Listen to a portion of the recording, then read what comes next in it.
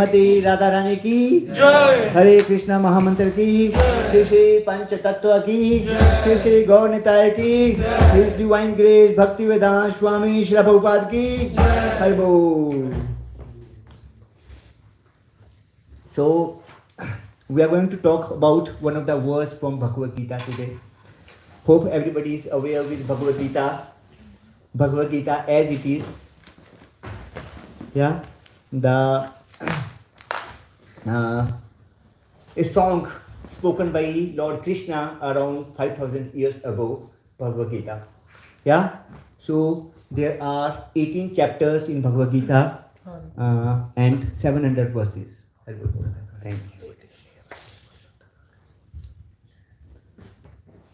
So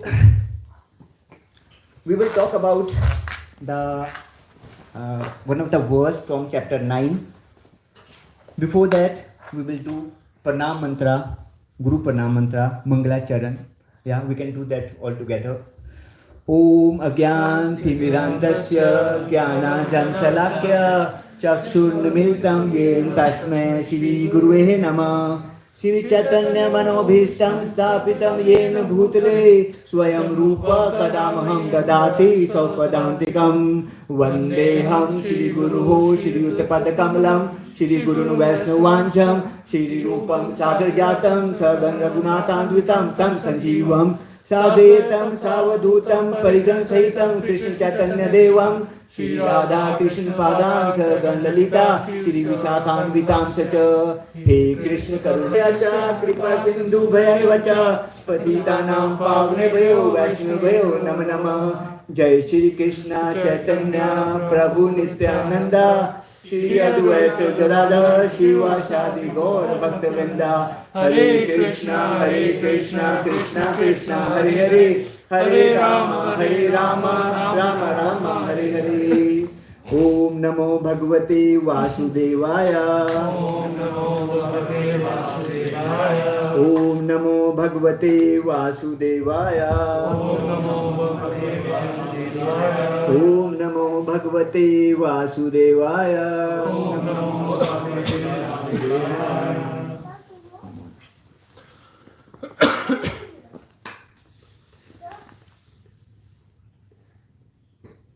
Hare Bol. So, chapter 9 of Bhagavad Gita. Yeah. So, this is titled as the most confidential knowledge. Param Guha Gyan. The royal secret. The royal knowledge. So, we can have different titles to this chapter. Very, very important chapter from Bhagavad Gita. So, we will take verse number 13, where Lord Krishna says, Maha Atmana tu mam parth devim prakritim ashritah bhajanti ananya mansa gyatva bhuta adim avyayam. Mahatmanastu. I go again. Maha Atmana tu mam partha devim prakritim ashritah bhajanti ananya mansah gyatva bhuta adim avyayam. Anyone would like to try? Yeah, so yeah. Mahatmanastu mam partha Mahatmanastu Partha devim prakritim ashrita Prakritim ashita bhajante ananya manaso bhajanti ananya manso gyatva bhutadim avyayam. gyatva bhuta adim avyayam. Yeah. Mahatmanastu Mahatmata Mahatmanastu mam partha Devim Prakritim Ashita Devim prakritim ashita Bhajanti Ananya Manaso bhajanti ananya manso Bhutadim Avyayam gyatva bhuta adim avyayam. Ashani, would you like to go?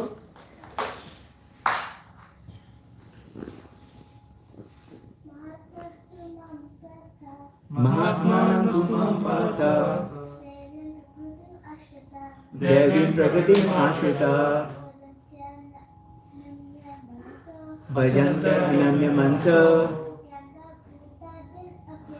Gyatva bhut adim avyayam. Haribol. So, the translation of this verse, Krishna says, O son of Partha, Arjuna. He is speaking to Arjuna here. O son of Partha, those who are not deluded, the great souls, are under the protection of the divine nature. They are fully engaged in devotional service because they know me as the Supreme Personality of Godhead, original and inexhaustible. Yeah? So, we will read the purport from Srila Prabhupada and then we will dive deep into this. Yeah, Prabhu, would you like to go over the purport? Sure. I'm just posting in the group for everyone. Thank you. The purport? Complete? Yeah, complete. In So- this verse, Yeah. in this verse, the description of the Mahatma is clearly given. The first sign of the Mahatma is that he is already situated in the divine nature. He is not under the control of material nature. And how is this affected? That is explained in the 7th chapter. One who surrenders unto the Supreme Personality of Godhead, Sri Krishna, at once becomes freed from the control of material nature. That is the qualification. One can become free from the control of material nature as soon as he surrenders his soul to the Supreme Personality of Godhead. That is the preliminary formula. Being marginal potency, as soon as the living entity is freed from the control of material nature, he is put under the guidance of the spiritual nature. The guidance of the spiritual nature is called Daivi Prakriti, divine nature. So when one is promoted in that way, by surrendering to the Supreme Personality of Godhead, one attains to the stage of great soul Mahatma. The Mahatma does not divert his attention to anything outside Krishna because he knows perfectly well that Krishna is the original Supreme Personality, the cause of all causes. There is no doubt about it. Such a Mahatma or great soul develops through association with other Mahatmas, pure devotees. Pure devotees are not even attracted by Krishna's other features, such as the four-armed Mahavishnu. They are simply attracted by the two-armed form of Krishna. They are not attracted to other features of Krishna, nor are they concerned with any form of a demigod or of a human being. They meditate only upon Krishna in Krishna consciousness. They are always engaged in the unsavoring service of the Lord in Krishna consciousness. Thank you, Prabhu. So this is the purport from Srila Prabhupada, the founding Acharya of ISKCON, International Society for Krishna Consciousness. So this verse, this sloka can be divided in two parts. In the first part, it describes the characteristics of a Mahatma, characteristics of a great soul, the qualities of a great soul. And in the second part, it describes Krishna as the Supreme Personality of Godhead, original and inexhaustible. So, who is a Mahatma? Who is a great soul? So there are three things: soul, great soul and super soul. So we are talking about great soul. Yeah? All of us are, as we know, part of Krishna and we are soul. Yeah? Atma. So Mahatma, the one who has spiritual qualities. So as Krishna says here, that the great soul, he is not deluded. They are the Mahatmas, the great souls, they are not in illusion. They are not in any kind of illusion. They know the truth and they know about their actual position. They know about their real position, Mahatma. They keep themselves under the protection of divine nature, Devi Prakriti. And they are always completely engaged in devotional service, in bhakti. So these are some of the things about a great soul, about Mahatma. Yeah? So welcome. Yeah, please have a seat. So, as we know, Krishna has unlimited powers. Yeah? several potencies. But three of those potencies are male. Three. It's a bit technical, but not that difficult to understand. We just need a little bit focus to understand the concept.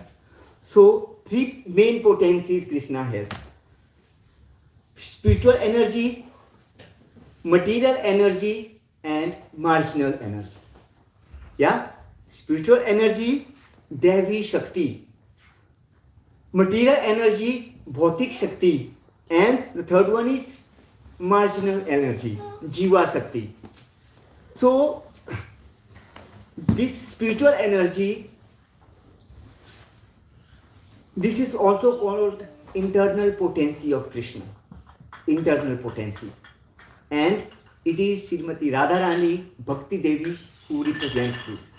So Srimati Radharani is the internal potency of Krishna. Yeah?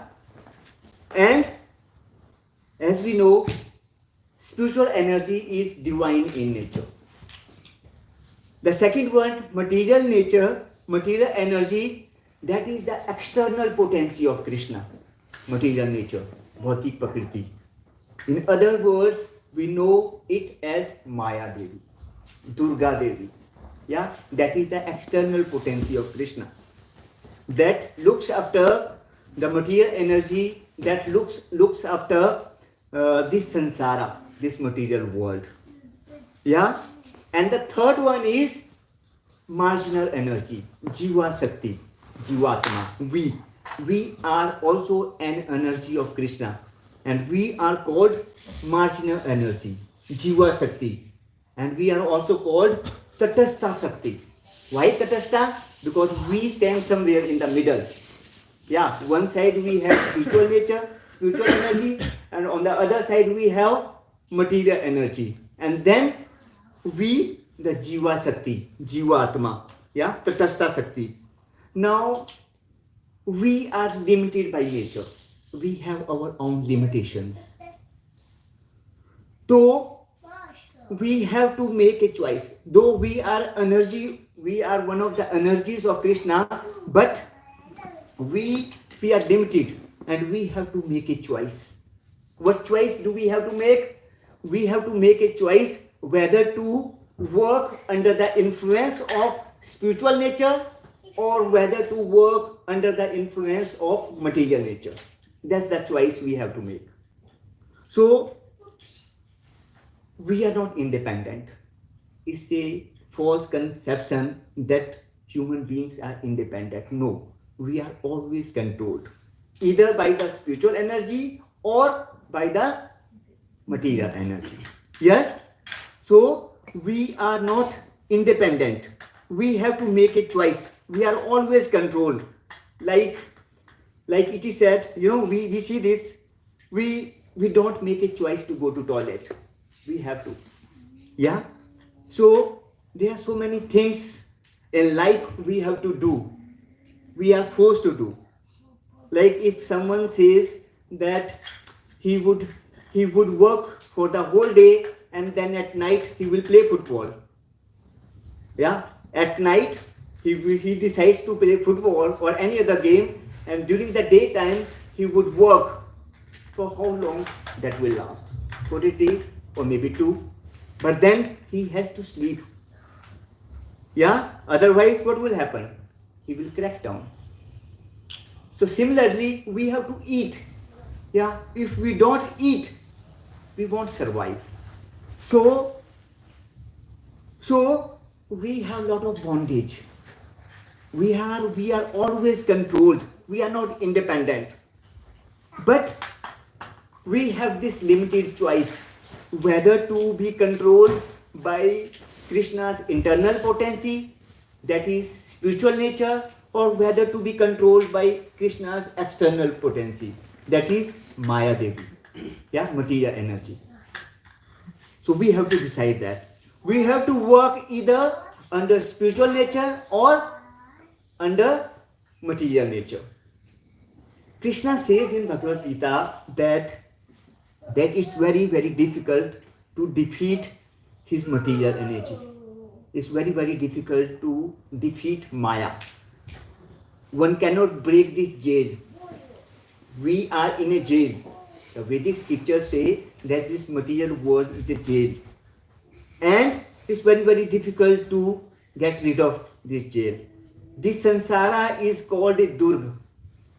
And the one who is controlling this Durga is called Durga. Durga Devi.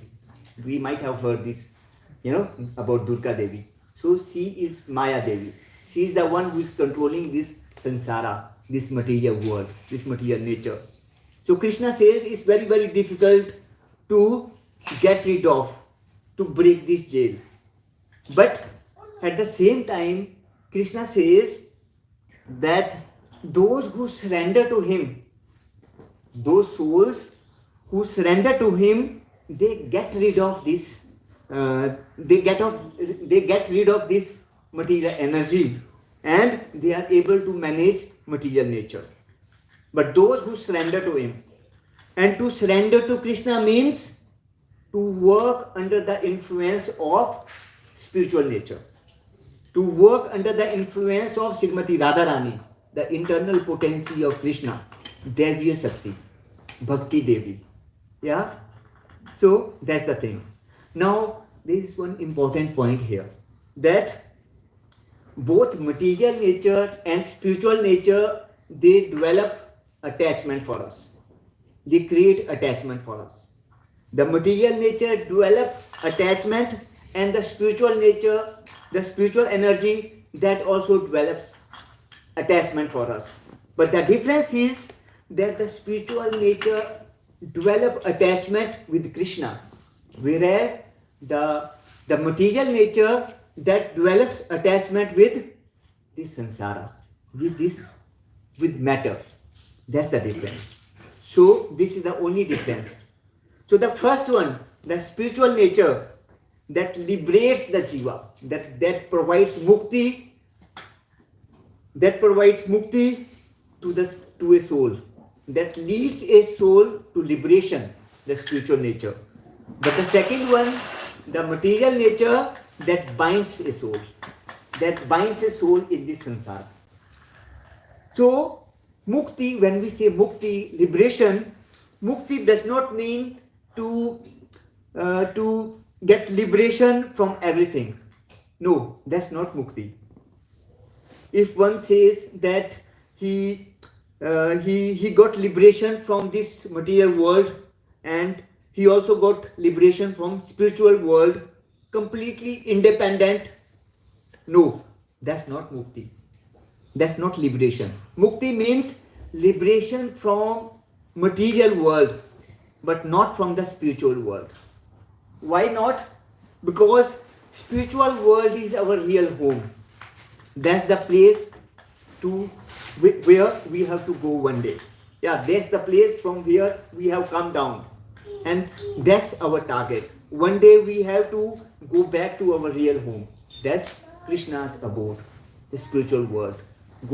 We have to go back to Godhead. So in this verse 9.13,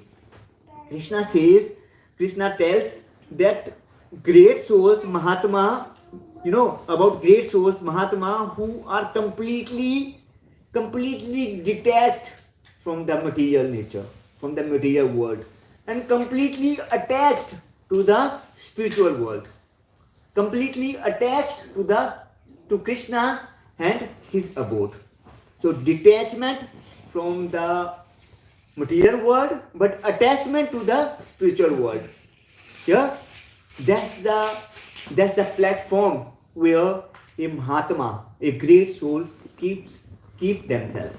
Yeah. So such souls, such Mahatma, they are taken care by Deviya Prakriti of Krishna, by spiritual energy of Krishna. Such souls, such great souls. So why such? Now the question can be that why such great souls are taken care by spiritual energy, or we can ask like why are such people, such soul are called Mahatma, why they are taken care by the spiritual energy of Krishna? It's because they are fully surrendered, they are completely surrendered to the Supreme Lord. And if they don't surrender to Krishna, then they would have to surrender to Maya. They would have to surrender to material energy. Maya won't leave them then. So, two choices only. Either to surrender to Krishna or to his external potency. And if one surrenders to the external potency of Krishna, this material energy of Krishna, then he can't, he has to work, or he has to dance according to Maya Devi's tunes. Yeah, so she will make us to dance from here to there. So the great souls are fully engaged in devotional service, in bhakti. And it's not like to do puja once or twice in a day. For Mahatma, it's not like to do puja or devotional service once or twice a day, or maybe to visit any spiritual place once in a while. No, that's not the thing for a Mahatma. That would not make a soul great. That won't make you Mahatma. No. For a Mahatma, they do devotional service all the time, 24/7. And each task of their life is dedicated to Krishna, and all the work, whatever they do, that is related with bhakti in one or another way. So this process, the process we have been trying to learn, Krishna consciousness, this process what was introduced by Lord Chaitanya Mahaprabhu around 600 years ago, and what was spread all around the world by Srila Prabhupada, this process, Krishna consciousness, it teaches us that how can we make bhakti a full-time job. Yeah, so those are great souls who have made bhakti, devotional service, a full-time job. Yeah. Now, in this verse, Krishna further tells that such great souls, such Mahatma, they know him as Supreme Personality of Godhead, and they accept him as original and inexhaustible, Adi Purusha, Adi Guru, and Avinasi, inexhaustible. So that's what Krishna is telling to Arjuna here, to Parth here. And Srila Prabhupada, as Prabhu was reading the purport from Srila Prabhupada, he tells that the devotee of Krishna, they are not even attached to any other form of Krishna, not even for Vishnu Rupa. No, they have attachment only with the name Krishna and with his two arms form. Like we do Tulsi Aarti. Normally in the morning program, we do Tulsi Aarti. So in the Tulsi Aarti, there is a Pranam mantra. And we sing that Pranam mantra in this way, like Vrindaye Tulsi Devyaya Priyaye Keswasacha Vishnu Bhakti Paradevi Satyavate Nama Nama. So it has been written as Vishnu Bhakti Paradevi Satyavate Nama Nama. But the devotees of the Lord, they have changed it a bit. They sing it like this: Vrindaye Tulsi Devyaye Priyaye Keswasya Krishna Bhakti Paradevi Satyavate Nama Nama. Although there is no difference between Krishna and Vishnu.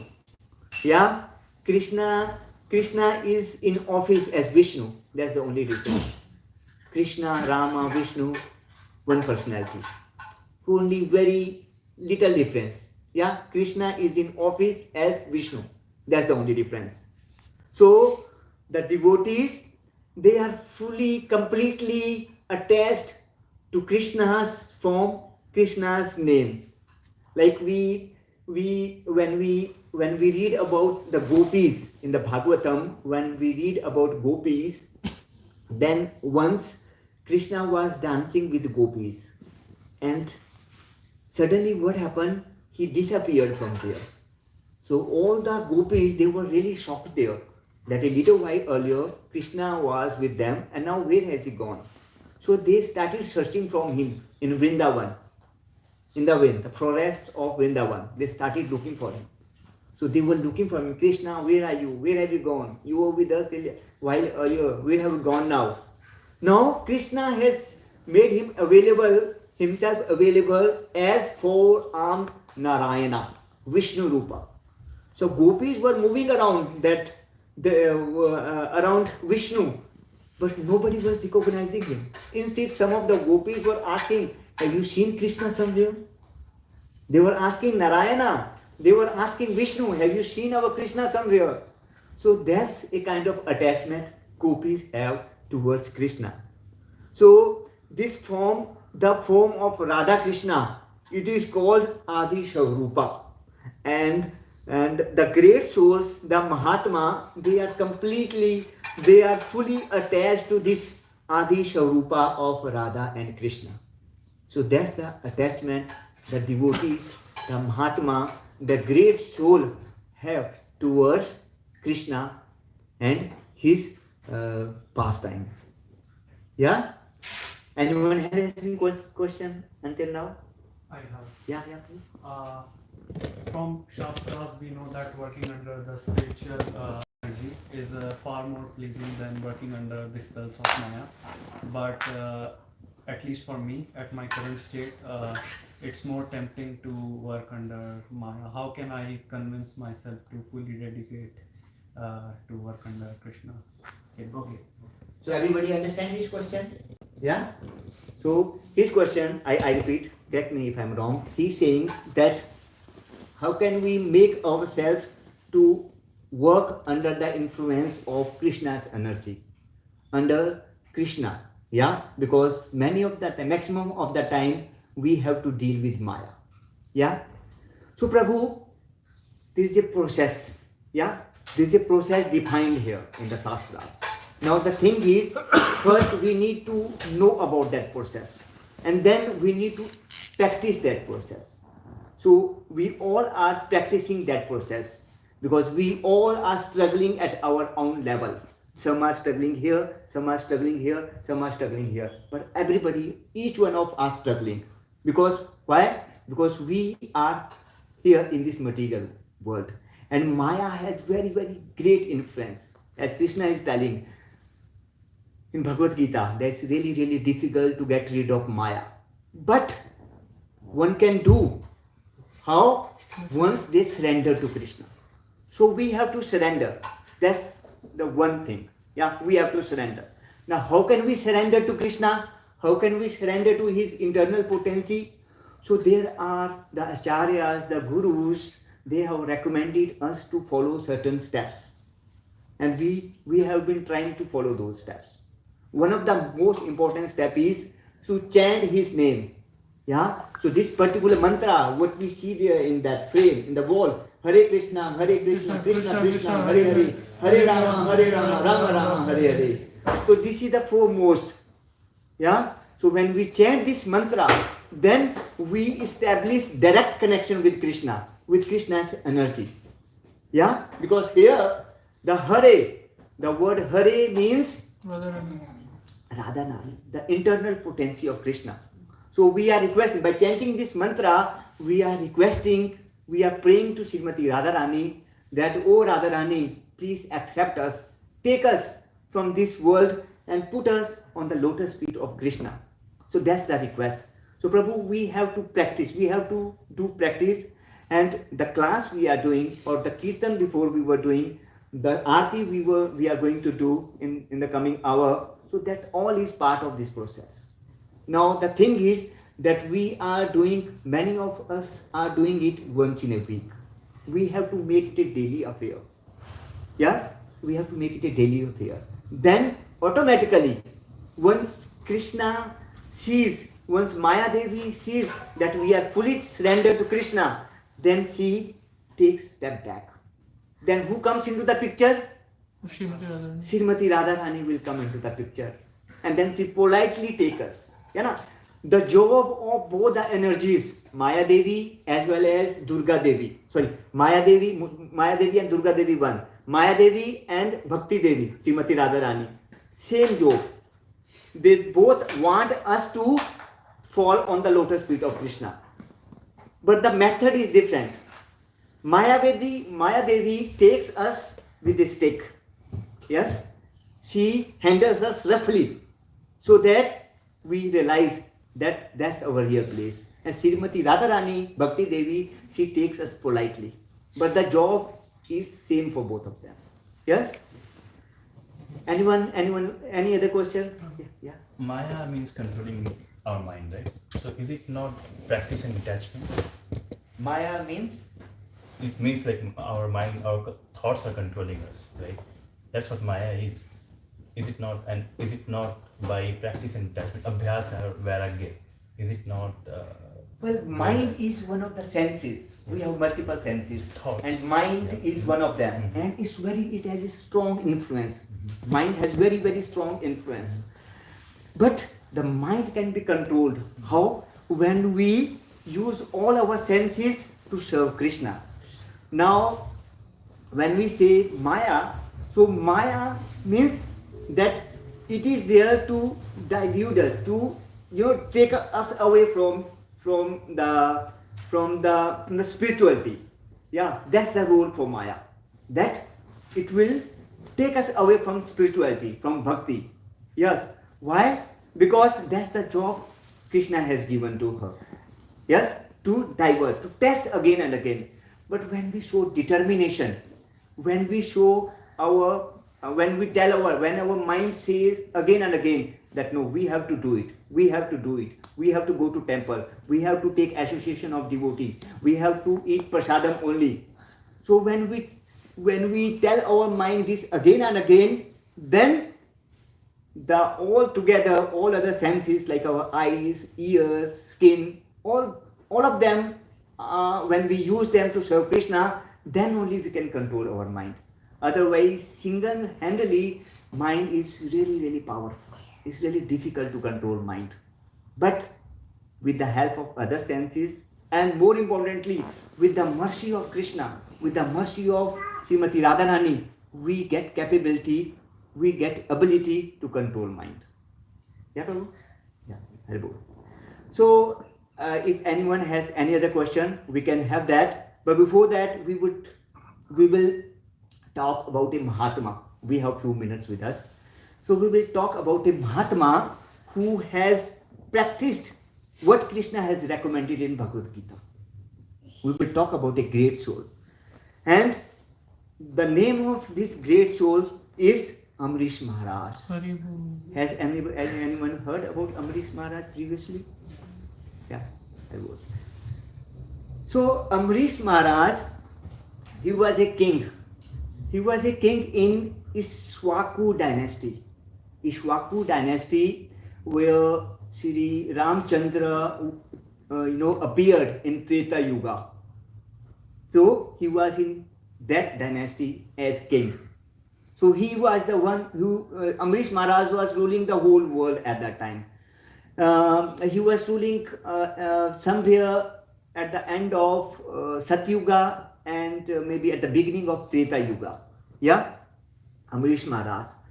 So it is we get this story with this lila from Bhagavatam, where Sukdev Goswami has mentioned it in the 9th chapter of Bhagavatam, where he is telling, Sukdev Goswami is telling about the devotional service performed by Amrish Maharaj.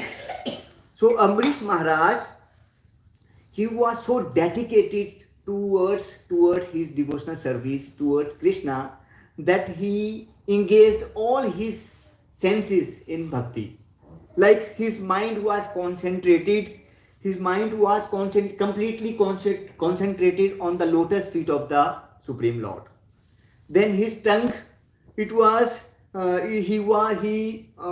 using his tongue. He was always using his tongue to glorify the Lord or to taste prasadam only. He was using his hands to clean the temple. He was using his ear to hear the pastimes of the Lord. He was using his eyes to see the Adi Sharupa of the Lord. Adi Sharupa form of the Lord. Sri Radha Krishna form. Sri Lakshmi Narayana form. And he was using his legs and feet to visit the holy place. And whatever desire he had, that was to please the Lord. So in this way, he was engaging all his senses in Krishna's service, in devotional service. And he used to do Ekadashi fasting.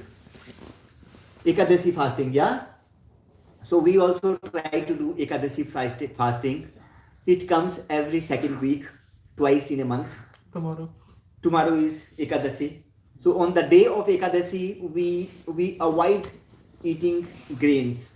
We survive only on fruit and water.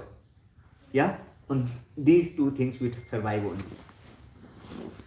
So this Mahatma Amrish Maharaj, he was doing all the Ekadashis Nirjala. Like we practice Ekadashi, where we go for fruit and water. But once in a year, maybe in the month of June and July, we try to do Nirjala Ekadashi. Yes, Prabhu? Somewhere in June, in some month of the in summer time, Nirjala Ekadashi. So in Nirjala Ekadashi, we don't take anything. No grains, no fruit, no water. And we know how easy is that. You know, when this Nirjala Ekadashi comes in June. Especially in India. Yeah. So we have to prepare for them, for that day. You know, we start preparing 2 days in advance for Nirjala Ekadashi. But this Mahatma, Amrish Maharaj, he was doing every Ekadashi Nirjala. And that's the dedication he has towards the Lord.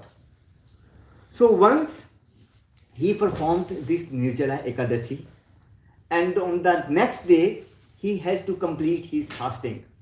So the next day of Ekadashi is called Dwadashi. So at the morning of Dwadashi, what we do that there are certain hours, certain minutes, and within that period we have to complete our Ekadashi by taking the prasadam or by taking water if it is Nirjala.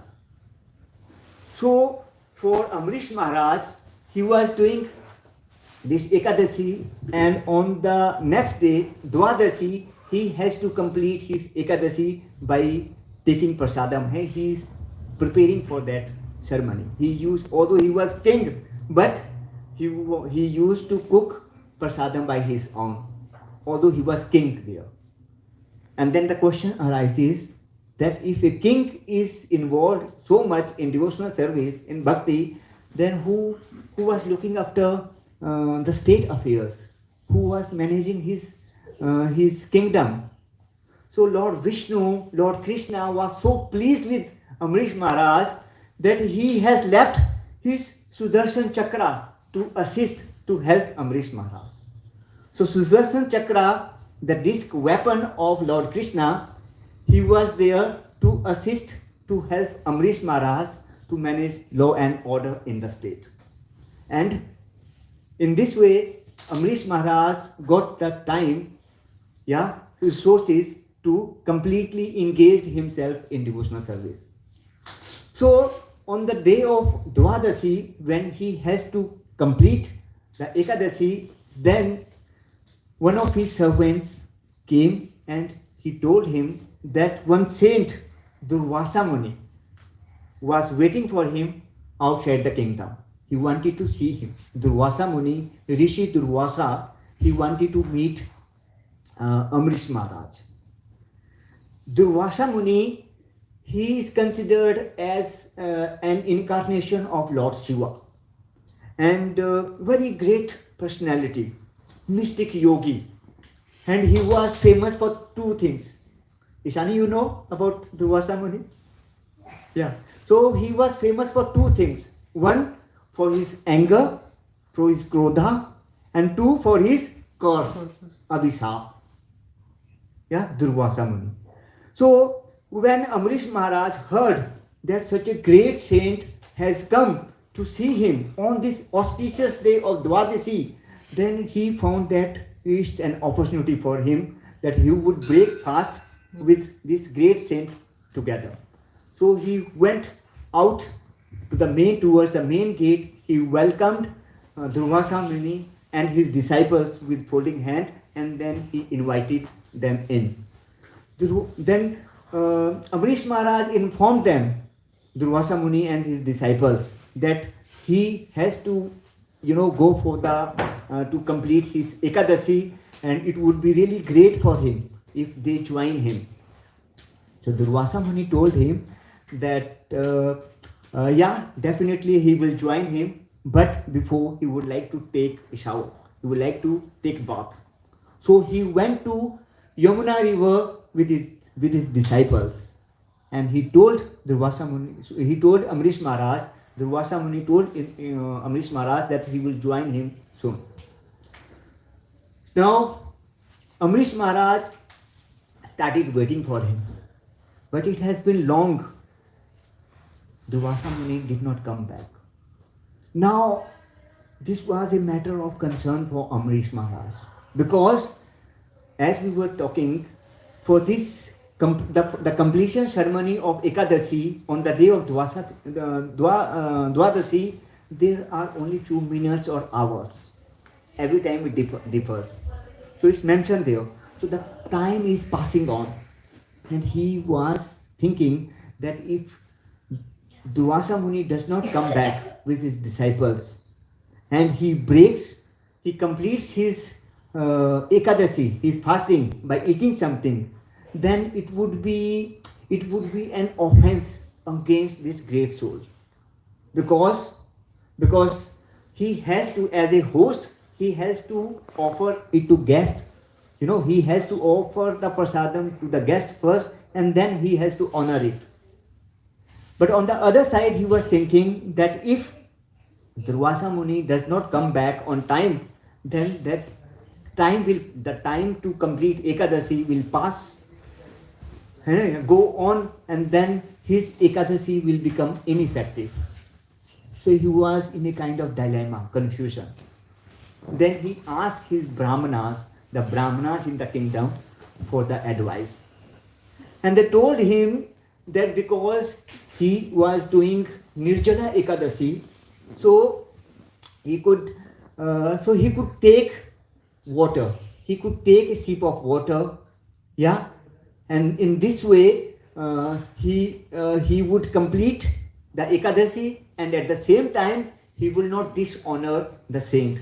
He will not, offense. It will not offense the rishi, the saint Durvasa Muni. Yeah. So he found this advice reasonable. Amrish Maharaj found this advice from his Brahmanas reasonable, and he went for it. So he took a sip of water, yeah, and the moment he was taking it, Durvasa Muni entered in from the door, and he saw that Amrish Maharaj has taken something, eaten something, drank something without waiting for him, or without waiting for him and his disciples. So this made him really angry,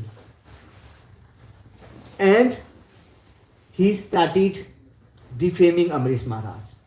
He started using hard words against Amrish Maharaj, and out of anger he took one hair from his head and thrown it on the floor, on the ground, and from that hair a giant demon was created, and a giant demon. And Durvasa Muni ordered that demon that you go and kill Amrish. Hare Krishna. You go and kill Amrish, King Amrish.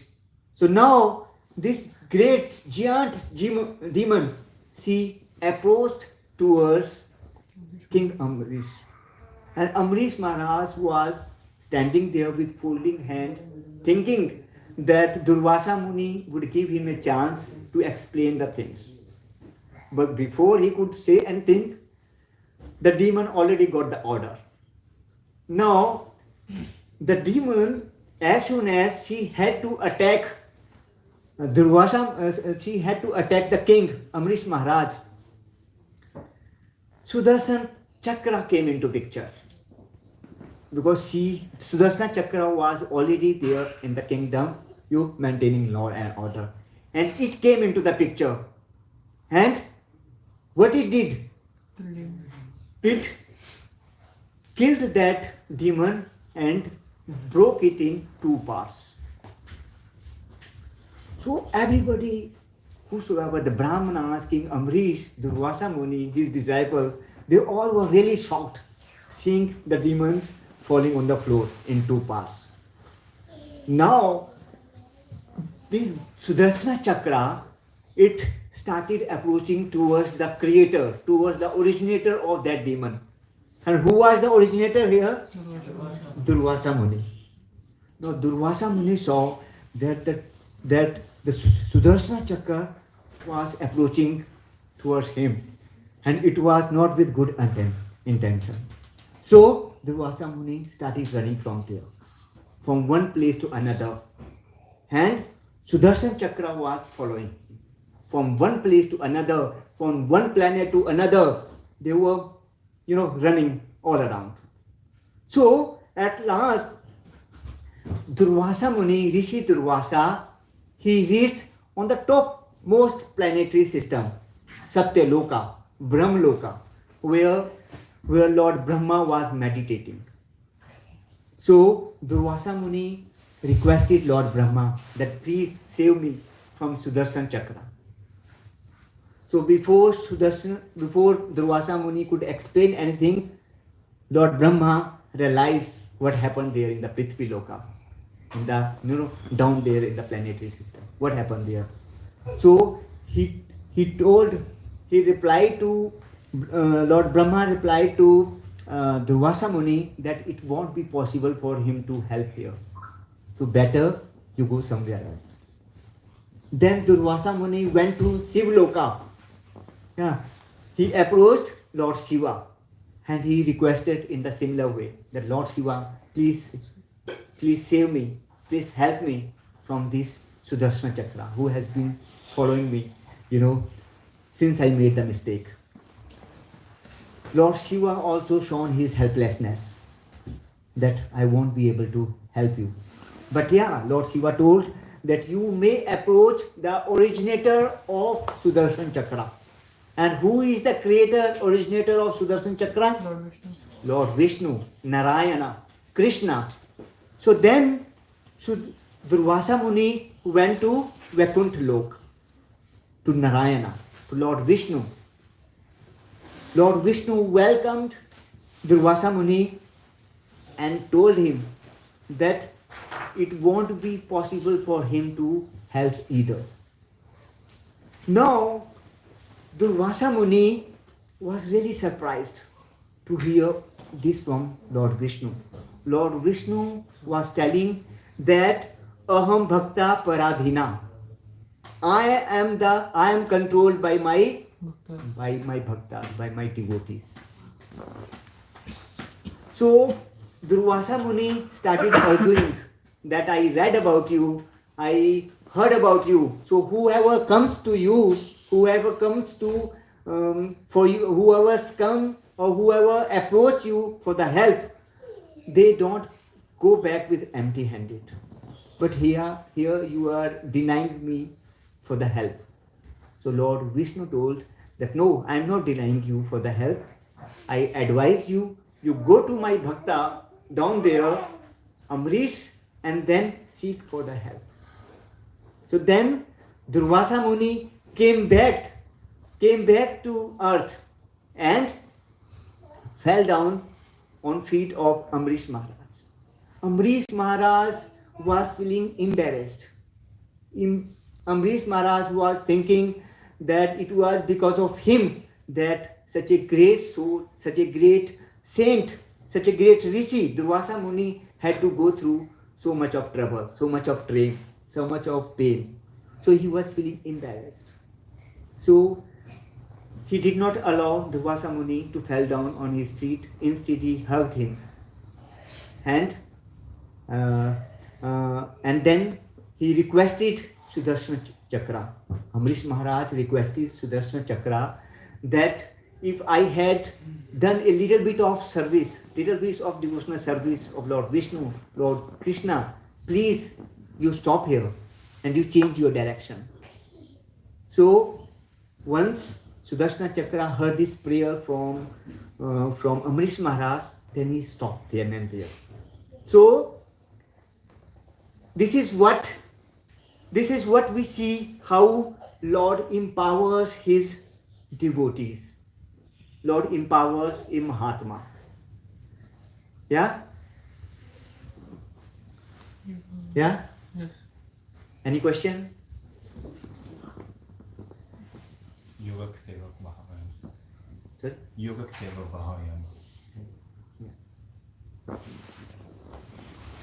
So, and would like to add anything? Otherwise, we move to the next part of the program.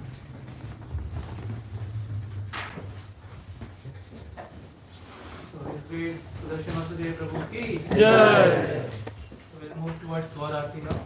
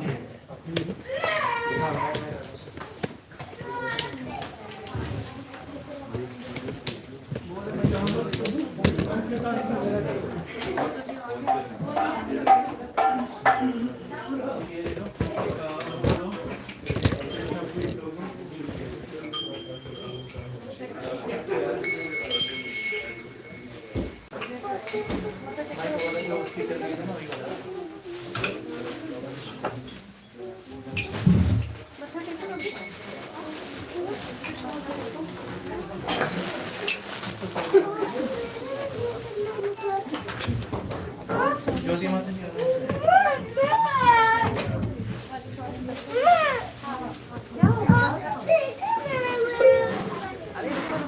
Hare Krishna. Hare Krishna. Hare Krishna. Krishna Krishna. Hare Hare. Ram Ram.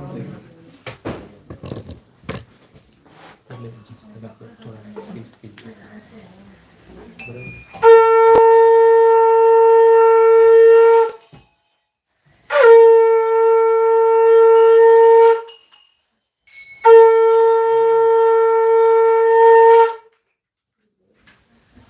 Shiva Jaya, Jaya, Gaura Chande, Arati Kushobha.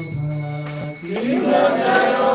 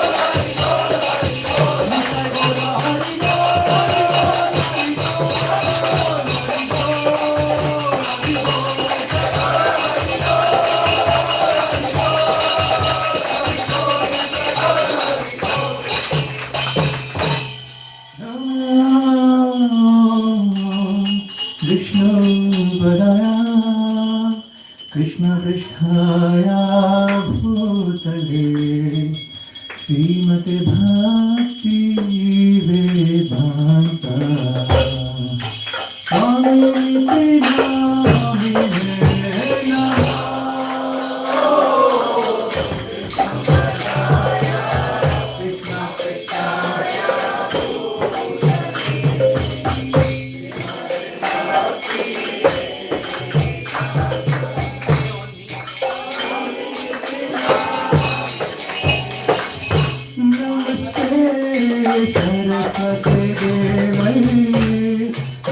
Swami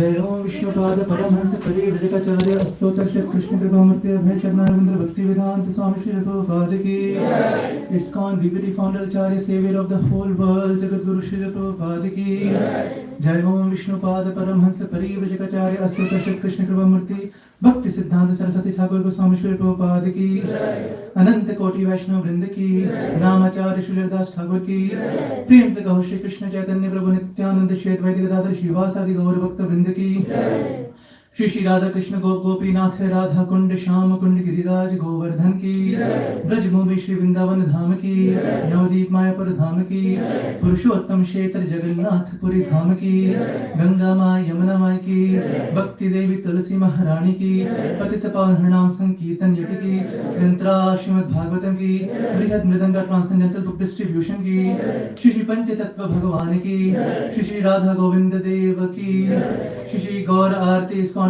महा महोत्सव की नीताई गौर प्रेमानंदे all glories to the assembled devotees all glories to the assembled devotees all glories to the assembled devotees all glories to Sri Guru and Sri Gauranga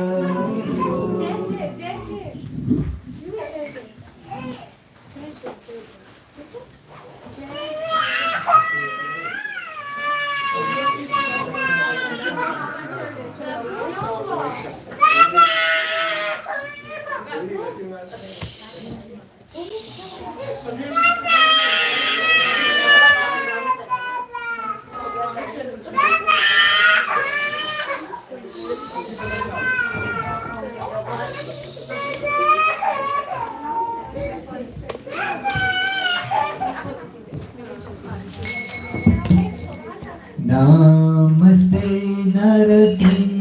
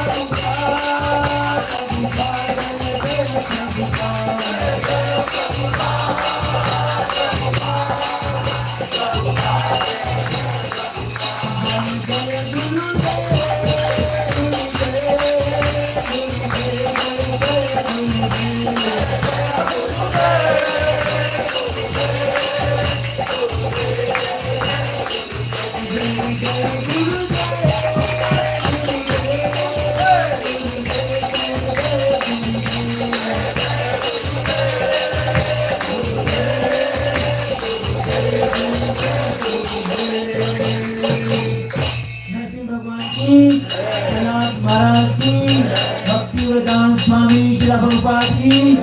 Hari बोल।